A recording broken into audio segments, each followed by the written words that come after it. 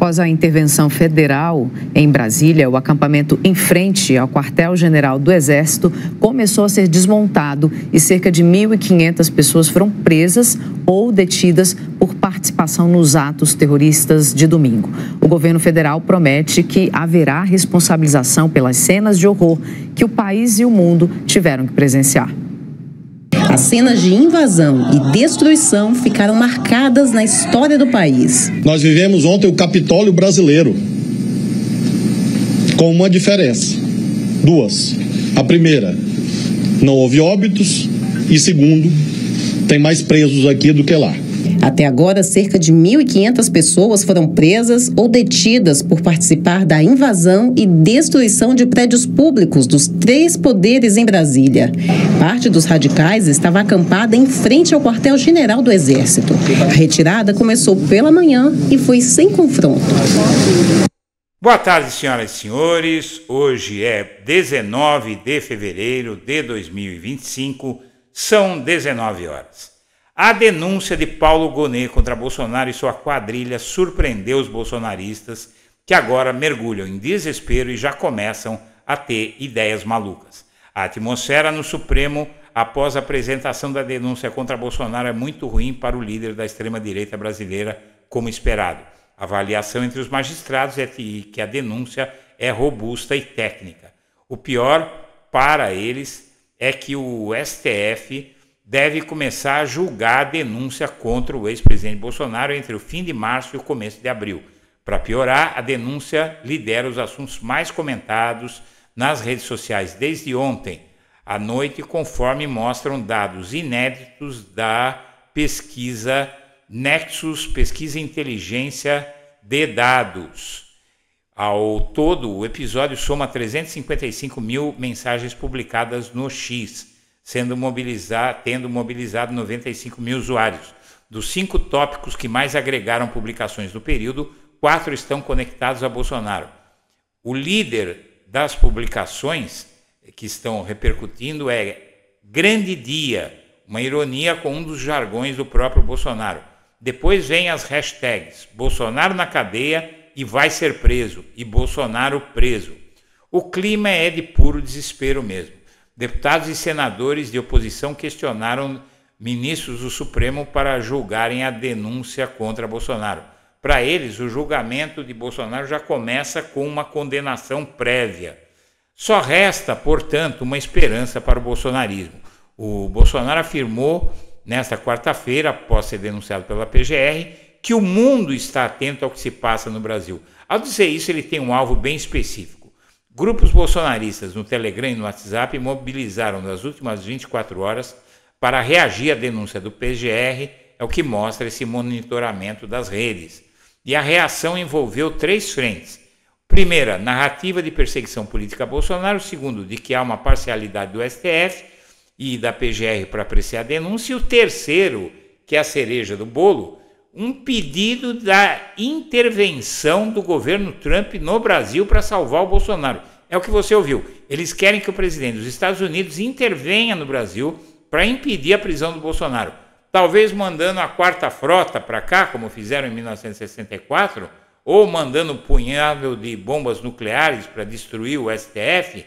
Seja como for, minha amiga, meu amigo, isso tudo é conversa fiada. Não vai ter Trump nenhum e eu vou explicar por quê? Antes de prosseguir, eu quero pedir a você que acompanha o blog da Cidadania, que se inscreva no canal, deixe seu like e compartilhe este vídeo. Minha amiga, meu amigo, eu peço a você também que considere a hipótese de apoiar a compra de novos equipamentos para o canal, haja vista que os atuais foram adquiridos em 2017, após a Polícia Federal, a mando da Lava Jato, ter confiscado meus equipamentos que, como você vê, já estão ultrapassados e queremos atualizá-los a fim de oferecer um trabalho técnico à altura do conteúdo do canal que você já aprova.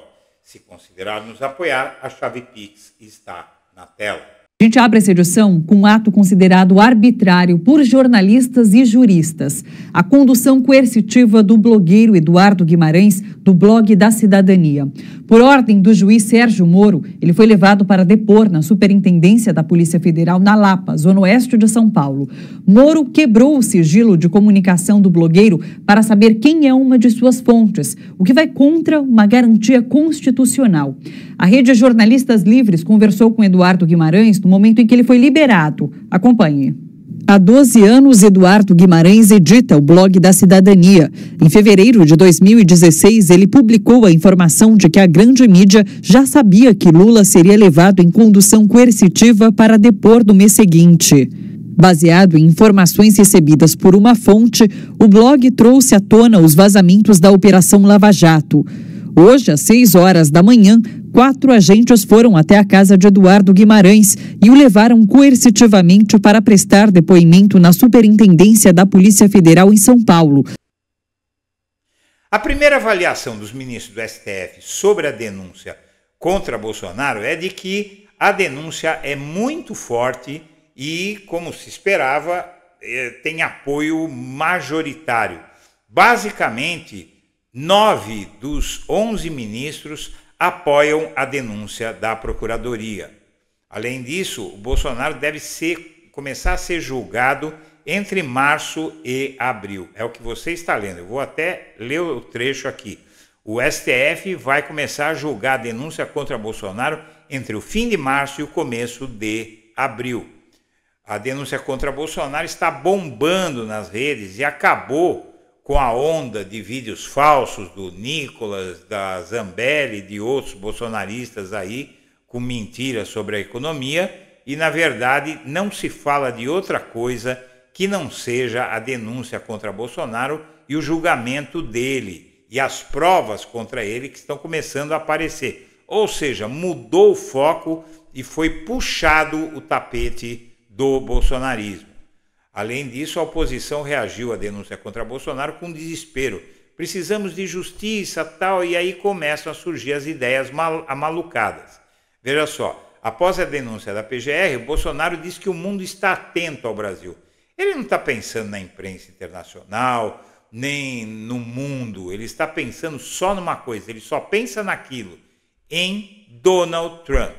Os bolsonaristas alegam perseguição e pedem socorro a Trump após a denúncia. Grupos bolsonaristas se mobilizaram para reagir à denúncia da PGR em 3 frentes. Primeira, narrativa de perseguição política a Bolsonaro. 2, defesa de que há parcialidade do STF. E 3, pedido de intervenção do governo Trump. Ninguém sabe o que eles querem que o Trump faça. Provavelmente eles acham que o Trump pode chegar aqui e dar uma ordem para o Brasil, ou mandar, sei lá, invadir o Brasil para salvar o Bolsonaro, e não vai acontecer isso. O que vai acontecer é que o presidente dos Estados Unidos pode até manifestar apoio ao Bolsonaro, olha, força aí, mito, tal, etc., e vai ficar nisso. Ele vai provocar reações adversas no governo Lula, que vai emitir comunicados citando a interferência nos assuntos internos, e vai voltar a discussão para as barreiras alfandegárias, a retaliação do Brasil às sobretaxas americanas e, na verdade, se o Trump interferir, ele vai unir o STF. E ali até os ministros bolsonaristas do STF podem até mudar de lado. Por quê? Esses caras vão ficar lá décadas, os dois são jovens, Nunes Marques e André Mendonça. Eles não vão ficar lá décadas por conta do Bolsonaro num clima de guerra.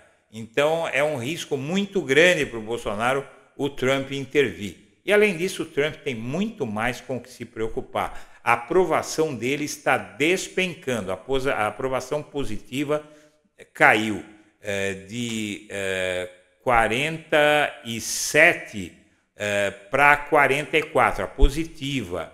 Mas a aprovação negativa, a desaprovação, disparou, foi de 41% para 51%. E 54% dos americanos são contra as tarifas sobre os produtos importados de outros países, como o aço brasileiro, e o aumento dos produtos chineses teve níveis mais altos de apoio, subindo de 47% para 49%. No início do mês, o Trump taxou os produtos e a maioria dos americanos, 53%, não quer saber desses aumentos porque gera inflação lá dentro. Porque o fabricante de carro, seja lá do que for, de panela, ele comprava aço mais barato que vinha do Brasil. Como o aço que vinha do Brasil vai ficar mais caro, o fabricante dos produtos que os norte-americanos compram vai ficar basicamente mais caro e vai ter inflação. E isso com a popularidade dele caindo. Então ele tem muito mais que se preocupar do que com o Bolsonaro.